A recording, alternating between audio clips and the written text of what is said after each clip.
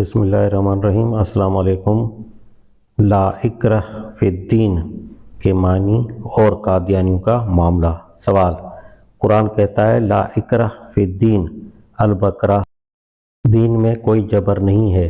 کیا پاکستان میں قادیانیوں کے خلاف ہنگامے اس آیت کے خلاف نہ تھے؟ اگر نہ تھے تو کیوں؟ جواب: آیت لا اکرہ فی الدین، دین میں کوئی جبر نہیں ہے، عربی زبان کے لحاظ سے دین میں کے دو مطلب ہو سکتے ہیں۔ ایک دین قبول کرنے یا اختیار کرنے کے معاملے میں، اور دوسرے دین کے نظام میں۔ ان دو تعبیروں میں سے کون سی تعبیر قابل ترجیح ہے، اس کا فیصلہ میں اس آیت کے الفاظ سے نہیں ہو سکتا۔ اس کے لیے آپ کو سیاق و سباق کی طرف رجوع کرنا پڑے گا۔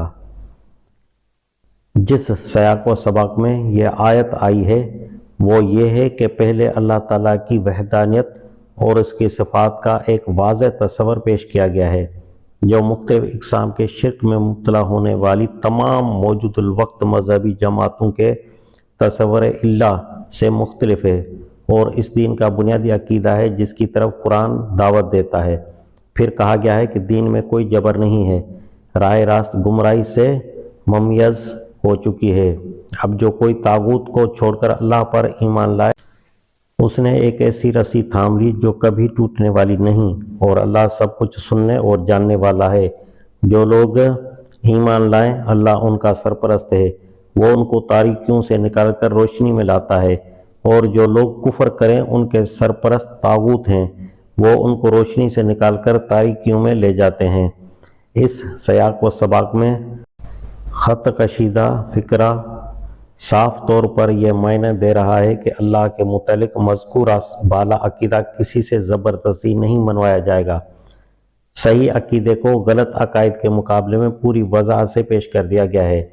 اب جو کوئی غلط عقائد کو چھوڑ کر اللہ کو اس طرح مان لے گا جس طرح بتایا گیا ہے، وہ خود فائدہ اٹھائے گا، اور جو ماننے سے انکار کرے وہ آپ ہی نقصان میں رہے گا۔ اس کے بعد آپ پورے قرآن پر ایک نگاہ ڈالیے۔ یہاں آپ دیکھیں گے کہ متعدد جرائم کے لیے سزائیں تجویز کی گئی ہیں، بہت سی اخلاقی خرابیوں کو دبانے کا حکم دیا گیا ہے، بہت سی چیزوں کو ممنوع ٹھہرایا گیا ہے، متعدد چیزوں کو فرض و لازم قرار دیا گیا ہے، اور مسلمانوں کو حکم دیا گیا ہے کہ وہ رسول اور اصحاب امر کی اطاعت کریں۔ ان سب احکام کو نافذ کرنے کے لیے بہرحال کسی نہ کسی طرح کی قوت جابرہ کا استعمال ناگزیر ہے، خواہ وہ ریاست کی طاقت ہو یا سوسائٹی کے اخلاقی دباؤ کی طاقت۔ اس سے یہ بات بالکل واضح ہو جاتی ہے کہ دین میں کوئی جبر نہیں ہے۔ کہنے سے قرآن کا منشا یہ ہرگز نہیں ہے کہ اسلامی نظام زندگی میں سرے سے جابرانہ قوت کے استعمال کا کوئی مقام ہی نہیں ہے، بلکہ اس کا مطلب صرف یہ ہے کہ دین اسلام کو قبول کرنے کے معاملے میں جبر کا کوئی کام نہیں۔ جو قبول کرنا چاہے وہ اپنی آزاد مرضی سے قبول کرے، اور جو قبول نہ کرنا چاہے اسے کوئی زبردستی ایمان لانے پر مجبور نہ کرے گا۔ اس مضمون پر مزید روشنی رسول اللہ صلی اللہ علیہ وسلم اور آپ سے براہ راست تربیت پانے والے اصحاب کے طرز عمل سے پڑتی ہے۔ انہوں نے کبھی کسی غیر مسلم کو ایمان لانے پر مجبور نہیں کیا، مگر جو لوگ اسلام قبول کر کے مسلم سوسائٹی میں داخل ہو گئے ان کو اس لیے اسلامی احکام کی تعمیل پر ضرور مجبور کیا، اور اس غرض کے لیے اخلاقی و معاشرتی دباؤ ہی سے نہیں، حکومت کی طاقت سے بھی کام لیا۔ ان کے زمانے میں بکثرت غیر مسلم اسلامی حکومت کی رعایا بنے، انہیں عقیدے اور عبادت اور مذہبی رسوم ادا کرنے کی پوری آزادی دی گئی، اور ان کے شخصی قانون کو بحال رکھا گیا، مگر اسلامی حکومت کا اجتماعی قانون ان پر بھی اسی طرح نافذ کیا گیا جس طرح مسلمانوں پر نافذ کیا جاتا تھا۔ یہاں تک میں نے آیت کے اصل مفہوم کی تشریح کی ہے۔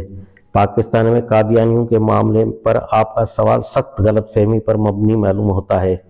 یہاں کسی نے یہ مطالبہ نہیں کیا کہ قادیانیوں کو ملک سے نکال دیا جائے یا مٹا دیا جائے، یا زبردستی قادیانیت چھوڑنے پر مجبور کیا جائے، یا حقوق شہریت سے محروم کر دیا جائے۔ مطالبہ صرف یہ تھا اور ہے کہ جب وہ بنیادی عقیدے اور مذہبی اعمال اور معاشرتی نظام میں مسلمانوں سے خود الگ ہو چکے ہیں تو اس علیحدگی کو آئینی طور پر تسلیم کر لیا جائے اور انہیں بغیر کسی معقول وجہ کے مسلم سوسائٹی کا ایک حصہ نہ قرار دیا جائے۔ آپ خود غور کیجئے کہ یہ مطالبہ آخر کس منطق کی روح سے قرآن مجید کی زیر بحث آیت کے خلاف پڑتا ہے۔